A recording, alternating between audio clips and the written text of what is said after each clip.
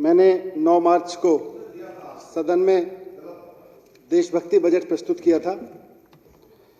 उसके बाद से सदन में काफ़ी जुनून है, जनता में भी बहुत जुनून है, जनता में भी बहुत जोश है इस बात को लेके कि अभी तक जो बजट होते थे वो तरक्की का बजट, प्रगति का बजट, पहली बार सुनने को मिला देशभक्ति का बजट। तो लोगों में भी उत्साह है, सदन में भी उत्साह है। मैं पिछले 3 दिन से देख रहा हूं, सत्ता पक्ष के विधायकों में भी उत्साह है, विपक्ष के विधायकों में भी उत्साह है कि वे देशभक्ति पे बात हुई।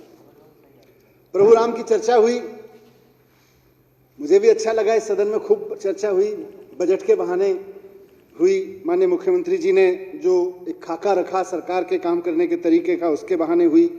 कई साथियों ने बोला, पर अभी तक रामचंद्र जी के ठेकेदार बने हुए लोगों से मैं ये कहना चाहता हूं कि ध्यान रखना, इस बार जो पार्टी भगवान राम की बात कर रही है ना, वो पार्टी ऐसी नहीं है कि मुंह में राम रखती हो और बगल में छुरी रख के चलती हो आपकी तरफ। इस पार्टी के मुंह में भी राम है और दिल में भी राम है और बगल में संविधान है। ये मुंह में राम बगल में छुरी वाली पार्टी नहीं है। हम जब राम की बात करते हैं तो बगल में छुरी नहीं, संविधान दिखा के चलते हैं और दिल में राम लेके चलते हैं, और मुंह में तो है ही। तो इसलिए ध्यान रखना, इस बार वास्ता ऐसी पार्टी से है आपका। अध्यक्ष महोदय, कई बातें हुई। मैं सभी मान्य सदस्यों का बहुत आभार करना चाहता हूं जिन्होंने इस चर्चा में भाग लिया। जिनको अवसर नहीं मिला, मैं निश्चित रूप से जैसे जैसे काम आगे बढ़ेगा उनके भी फीडबैक लगातार लेता रहूंगा। और यहाँ हुई चर्चा में जितने बिंदु उठाए गए, जो सुझाव दिए गए, जाहिर है लोकतंत्र में इस चर्चा का महत्व इसीलिए है क्योंकि जितने बिंदु आए हैं उनमें कहीं ना कहीं हमें अपने कार्यक्रमों को और सुदृढ़ करने का अवसर मिलेगा, उनको और मजबूती से लागू करने का अवसर मिलेगा। मैं यहाँ पे देख रहा था कि देशभक्ति पे खूब चर्चा हुई।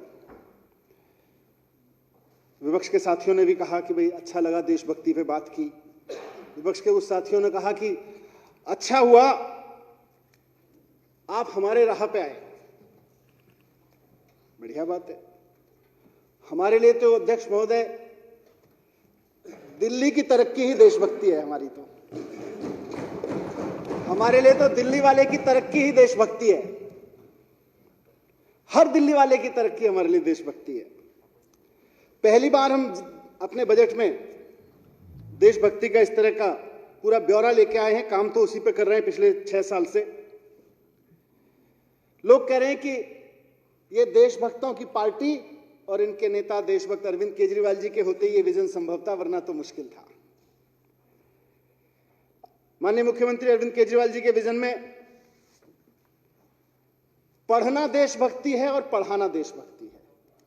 स्कूल खुलवाना देशभक्ति है, कॉलेज खुलवाना देशभक्ति है, अच्छे सरकारी अस्पताल बनवाना देशभक्ति है, मोहल्ला क्लिनिक बनवाना देशभक्ति है, महिलाओं के लिए मोहल्ला क्लिनिक बनवाना देशभक्ति है। अरविंद केजरीवाल जी के मिशन में देश में तिरंगा, दिल्ली में तिरंगा लहराना भी देशभक्ति है और उस तिरंगे के नीचे खड़े हुए एक एक आदमी को मान सम्मान देना भी देशभक्ति है।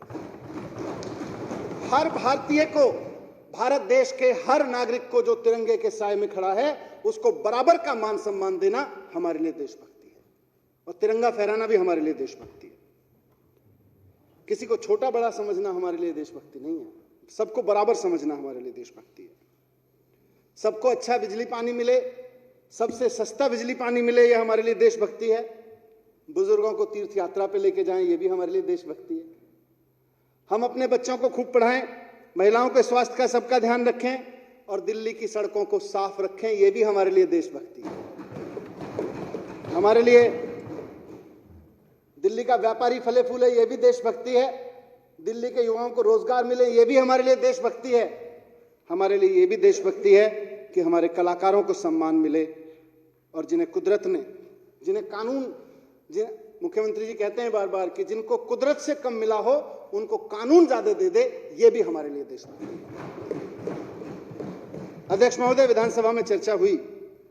मुझे खुशी है कि देशभक्ति के इस विजन पर हमारे विपक्ष के साथियों ने भी प्रतिक्रियाएं दी।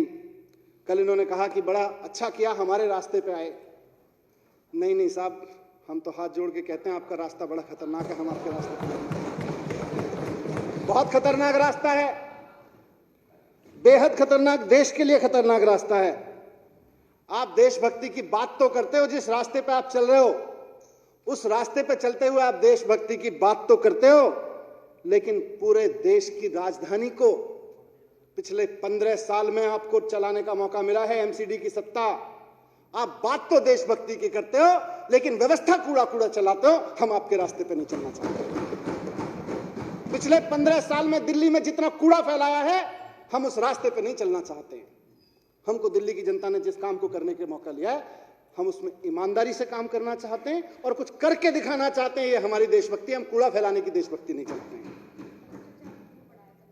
अध्यक्ष महोदय, ये बात तो देशभक्ति की करते हैं, लेकिन पिछले 15 साल में दिल्ली नगर निगम में एक भी नगर निगम का ऐसा स्कूल नहीं है, एक भी, जिसके बारे में ये दावे से कह सकें कि हमारे नगर निगम के फलाने स्कूल में 5वीं क्लास में पढ़ने वाला बच्चा दूसरी क्लास की भी टेक्स्ट बुक ठीक से पढ़ सकता है। यह इनकी देशभक्ति है। 5वीं क्लास के बच्चे को 5 साल खा जाते हैं एक बच्चे का, और 5वीं क्लास में जब बच्चा पढ़ने पढ़ते पहुंचता है प्रमोट होके, तो उसको दूसरी क्लास की टेक्स्ट बुक नहीं आती। ये आपका रास्ता है, ये आपको मुबारक हो। हमें ये रास्ता नहीं चाहिए। हमारी देशभक्ति ऐसी नहीं, हम बिल्कुल ऐसी देशभक्ति नहीं करना चाहते हैं अध्यक्ष महोदय। हमारी देशभक्ति तो बच्चों को क्वालिटी एजुकेशन देने की देशभक्ति है। हमारी देशभक्ति तो इस बात की देशभक्ति है, हम तो उस रास्ते पे चलना चाहते हैं जिसमें देश के एक एक बच्चे को क्वालिटी एजुकेशन मिले। सारे नेता अपने बच्चों को प्राइवेट स्कूल में पढ़ा लेते हैं, गरीब बच्चे को नगर निगम में पढ़ाते हैं और कहते हैं इनका क्या, ये तो पढ़ जाएंगे तो सवाल पूछने लगेंगे। मुख्यमंत्री जी ने कहा इनका रास्ता ये, हम इस रास्ते पे नहीं चलेंगे। अध्यक्ष महोदय, इन्होंने कहा था आप देशभक्ति की बात करते हो, आप सिर्फ बात करते हो। उस भारत माता का एक बेटा जिसके भारत माता की जय आप कह के कहते हो कि हम देशभक्त हैं, जोर से जब भारत माता की जय का नारा लगा के आप कहते हो हम देशभक्त हो गए हैं, उस भारत माता का बेटा किसान अगर आपसे दिल्ली की सत्ता में कुछ कहने आता है तो आप उसको दिल्ली की सत्ता में पहुंचने से पहले बॉर्डर पे कीलें ठुकवा देते हो उसके रास्ते में और कहते हो हम देशभक्त हैं। आप किसानों का रास्ता रोकने के लिए नुकीली ऐसी कीलें खड़ा कर उसके फोटो खिंचवा के दहशत फैलाते हो। ऐसे लगता है जैसे किसान मिलने नहीं आ रहा है, दुश्मन देश चढ़ाई करने आ रहा है। आप किसानों से मिलने से रुकने के लिए, किसानों से सवालों से बचने के लिए उनके रास्ते में कीलें ठुकवाते हो और आप कहते हो देशभक्त हो। आपको ऐसा रास्ता मुबारक हो, हमको नहीं चाहिए ऐसा रास्ता। आपने कहा, आप अपने शब्दों को करेक्ट कर लीजिएगा, हम आपके रास्ते पे नहीं आ रहे। हमको नहीं चाहिए कि किसान को देशद्रोही कहा जाए। जिस किसान का बेटा बॉर्डर पे जवान बन के बैठा हुआ है, आप देशभक्ति की बात तो करते हैं।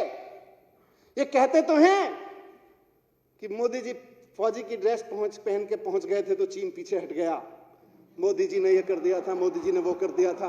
कहते तो हैं, उस जवान की शहादत का, उस जवान की बहादुरी का क्रेडिट तो लेते हैं, लेकिन वो बेटा, उस किसान का वो जवान बेटा अगर खड़ा होके वर्दी पहन के ये कह दे कि मुझे फौज में जो दाल मिल रही है उस दाल में पानी ज्यादा है और दाल कम है, उसे पागल करार दे देते हैं और उसको नौकरी से निकाल देते हैं ये लोग। ऐसी देशभक्ति आपको मुबारक हो।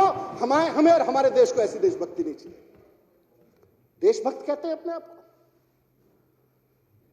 जवानों के काम का क्रेडिट लेते हुए शर्म नहीं आती? जिस जवान ने यह कहा कि मुझे दाल नहीं मिल रही है, दाल के बदले पीने का पानी मिल रहा है, उसको पागल करार दे दिया इन लोगों ने और उसको नौकरी से निकाल दिया इन लोगों ने। उसका क्रेडिट लेते हैं और कहते हैं हमारी राह पे चल रहे हो। ऐसी राह मुबारक हो जहां हम अपने जवानों को पागल कहते हो।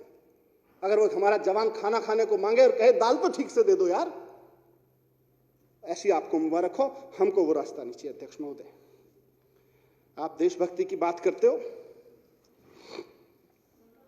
आपको जहां भी, बैठिए विजेंद्र गुप्ता जी बैठो, आपको जहां भी पूरे देश में, अध्यक्ष महोदय, अध्यक्ष महोदय, इन मिलावटी देशभक्तों को जहां भी सरकार चलाने का मौका मिला है, जिस राज्य में भी सरकार चलाने का मौका मिला है, इन्होंने बिजली कंपनियों से पैसा खा खा के वहां के आम आदमी के बिल इतने महंगे कर दिए हैं कि वो खून के आंसू रोने पे मजबूर है। इसको ये अपना रास्ता कहते हैं, इसको इनकी देशभक्ति है। आज हम जिस बात की बात कर रहे हैं, हमारा रास्ता यह है कि दिल्ली के हर आदमी को, वो चाहे कितना ही भी गरीब हो, उसके घर में कम से कम एक चिराग तो रोशन हो सके, एक बल्ब तो जल सके। ये हमारी देशभक्ति है। एक आदमी अपने घर में बल्ब जलाने के लिए 2-2 हजार, 4-4 हजार रुपए का मासिक बिल चुका है। ये आपका रास्ता है, आपको मुबारक हो, हमको नहीं चाहिए ये रास्ता, हम नहीं चलेंगे इस रास्ते पर। अध्यक्ष महोदय, बड़ी देशभक्ति की बात करते हैं, हमें तो खुशी है। अरे आप भी देशभक्ति करो, हम भी देशभक्ति की बात करें। कांग्रेस महाभेत्ता में बैठी है, बंगाल में जो पार्टी बैठी है, सारे देशभक्ति की बात करें, देश का कल्याण होगा। लेकिन कम से कम देशभक्ति की बात तो करो। देशभक्ति का मतलब क्या हुआ, उसको तो बात करो। आप नारे जोर से लगाते हो और बगल में छुरी रखते हो और अपने आप को देशभक्त कहते हो। रुक जाइए, दीदी अपने आप निपट लेगी, आपसे चिंता मत करो, सक्षम है, खेला कर देगी वो। अध्यक्ष महोदय, एक मिनट सुन लीजिए।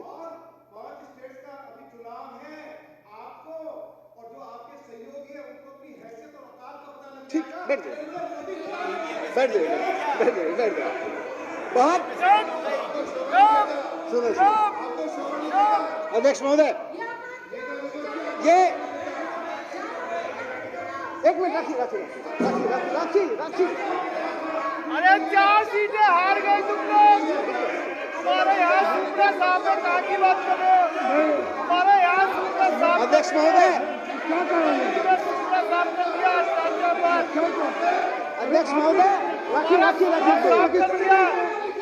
अरे मुझे पाकिस्तानी बोला गया। अध्यक्ष महोदय, आप लोग तो मुझे भी क्या देशभक्ति की बात करेंगे? अध्यक्ष महोदय,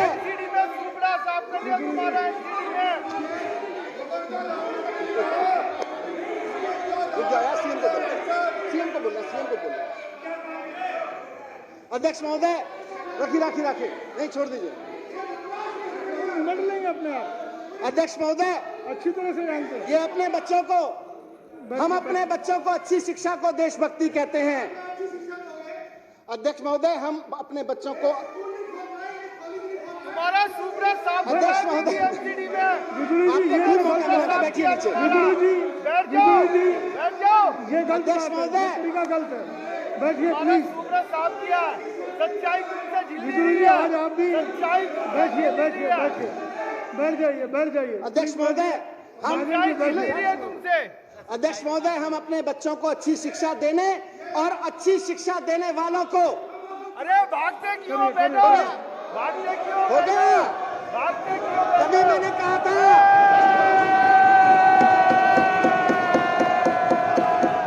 भारत माता की।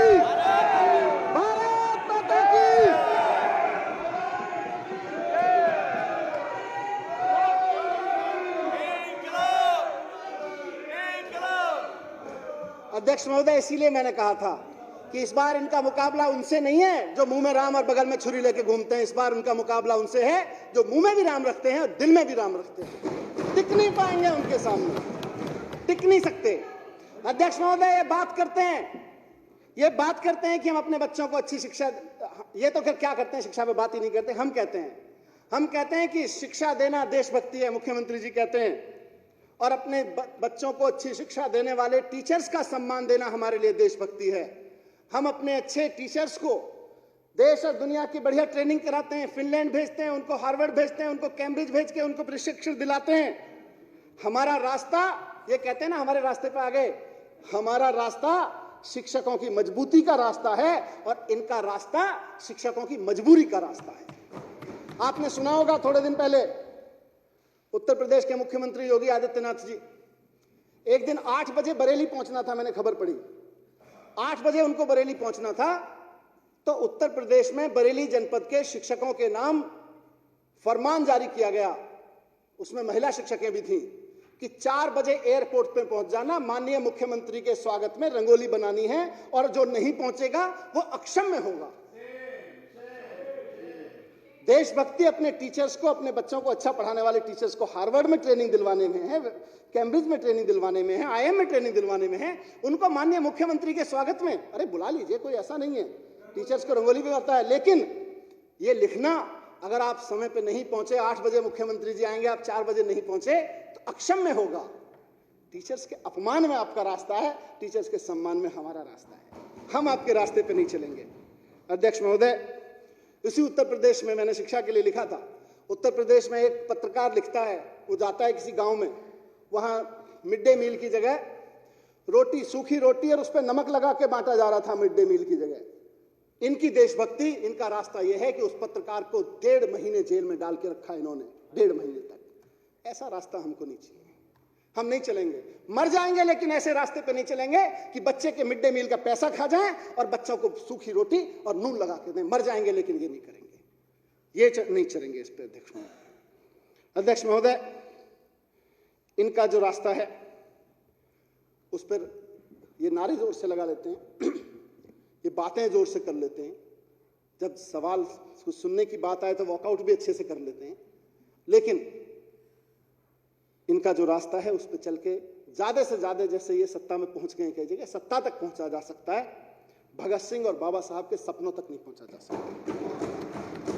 जिस तरह की नारेबाजी कर करके, मिलावटी देशभक्ति कर करके, खोखली देशभक्ति कर करके ये सत्ता तक पहुंच सकते हैं, गांधी और सुभाष के सपनों तक नहीं पहुंच सकते हैं। अध्यक्ष, उन सपनों तक पहुंचना है।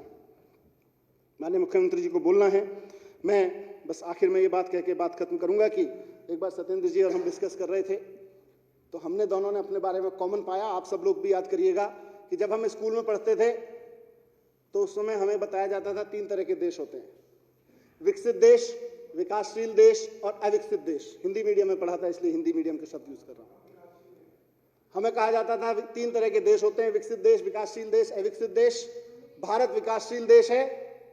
हम लोग पूछते थे भाई अब भारत विकासशील देश है तो विकसित कितने दिन में बनेगा? बोले 10 साल की बात है, 8-10 साल की, बहुत बढ़िया काम चल रहा है, हो जाएगा, बस 8-10 साल में हो जाएगा। हमें बड़ी लगता था अच्छा है। जब तक हाई स्कूल या उससे नीचे क्लासेस में पढ़ते थे हमें लगता था इंटर करेंगे, ग्रेजुएशन करेंगे, तब तक तो हो ही लेगा, थोड़ा बहुत तो हो ही लेगा, नौकरी मिलेगी विकसित देश में कम से कम।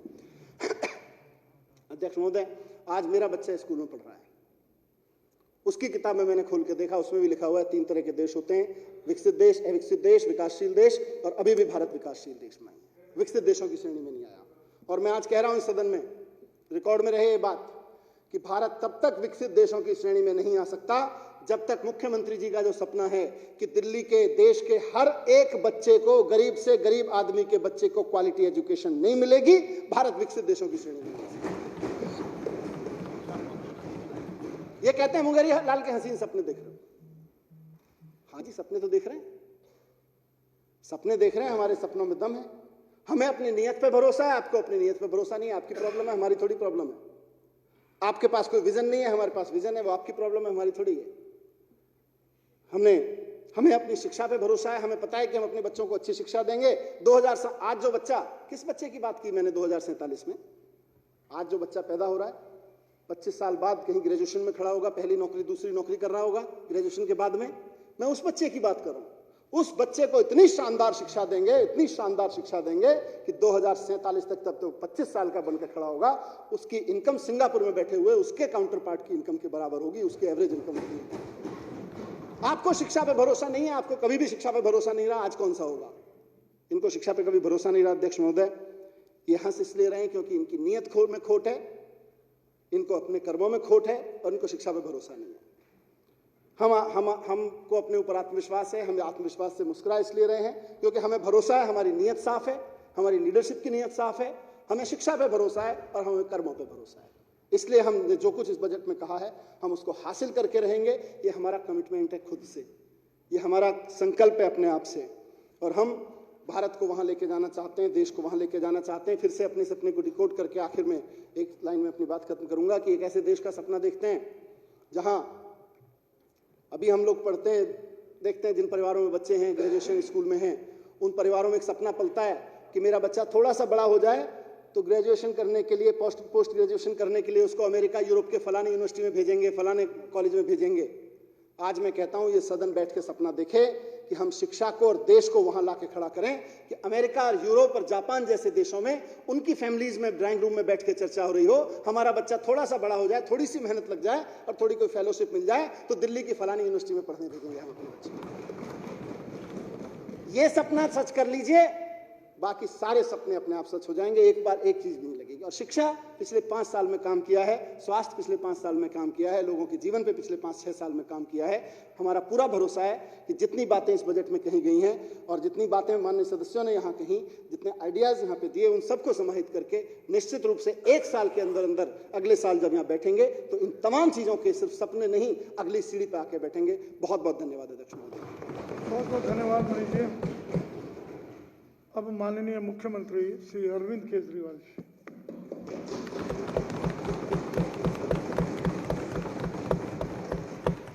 अध्यक्ष महोदय, सबसे पहले